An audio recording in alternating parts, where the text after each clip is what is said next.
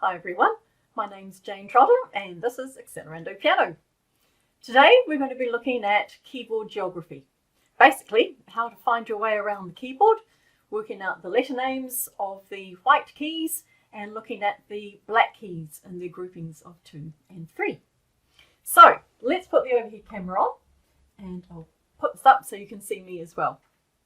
So here's our keyboard, and the first thing you'll notice obviously is the black and the white keys. All good so far. Then if we check out the black keys, you'll notice that we've got them in groups of 2 and groups of 3. So if I play all of these, say I do all the groups of 3 black keys, and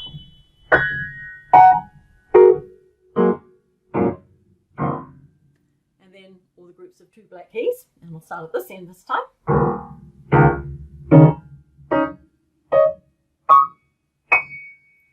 And that's actually quite a fun exercise to do, especially for younger students too. You'll notice that the notes on this side of the piano are the high sounds, and the notes on this side are the lower sounds. So what we're going to do is work out the letter names for the white keys. And basically our musical alphabet is the first 7 letters of the alphabet, so A through to G. Now on a full-length piano like this, the 88 keys, your bottom note is an A. And this is a really neat trick for working out all the letter names. So you start at the bottom with A, and literally you are going up. A, B, C, D, E, F, G. And then you start the pattern all over again.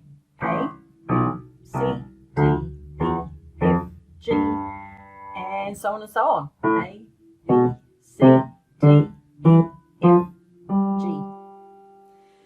Now, imagine if the piano didn't have any of the black keys. You would get hopelessly lost in a sea of white keys and not know where you were at all. So this is where the black keys and their black key groupings really come into their own, because we're going to use the black keys as a means of working out your white keys. The easiest one, I think, to find is a D, because it's right in the middle of your 2 black keys, like that. And a good way to remember it, one which I like to use with some of my younger students, is think of D for dog. And you know those hound dogs with the really long ears? If you imagine sort of like the wind blowing their ears up, these 2 black keys are their ears. So you can think of the D as the dog with the ears blowing up. So that's a good way of remembering your D.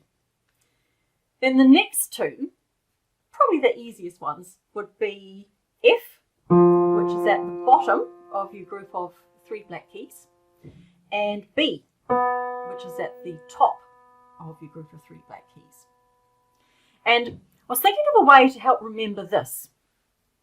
And what I came up with, because I want to link them, the F and the B together, and what I came up with was footbridge. So the F and the B. And you can think of this, these 3 black keys, as like the little bridge.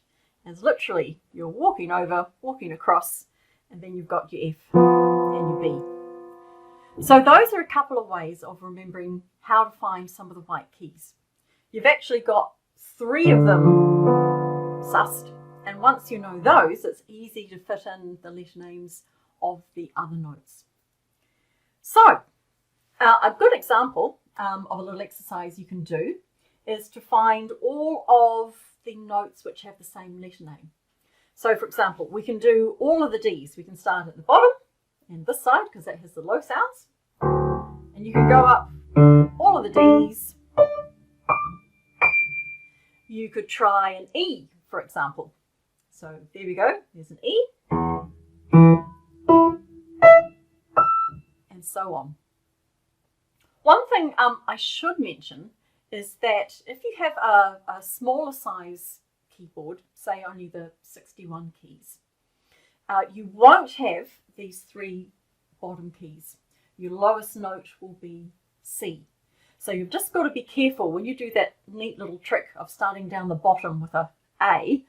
It won't be an A on your smaller keyboard, it'll be a C. So you've just got to be wary of that. But if you've got a keyboard that's got literally one black key sort of out on its own down the bottom, you've got your full 88 keys. That key, by the way, is the equivalent of this guy. It's the first one of another group of 3 down the bottom. So another exercise you can do is this. You can spell out musical words. So for example, if I wanted to spell out face, I could find that. So I could go F, A, C, E. And that's a really nice one because they're all a skip apart. You could do badge, for example. B, A, D, G, E. And that's a good way of kind of navigating your way around in a fun and different way rather than playing the same note each time going up or down an octave. So to recap, we've got white keys and black keys, obviously. You've got your black keys in your 2 and 3 groupings. You've got your 7 letters of the alphabet for your white keys. Start at the bottom. That's your A, B, C, D, E, F, G, A, B, C, D, E, F, G, and so on. And use those black keys to help you find and navigate your way around the white keys. Think of your D in the middle, D for dog, and F and B, like the footbridge, at the either end of your group of 3 black keys. So I hope that was helpful. It's a neat way of working out how to find your way around the keyboard. And good luck!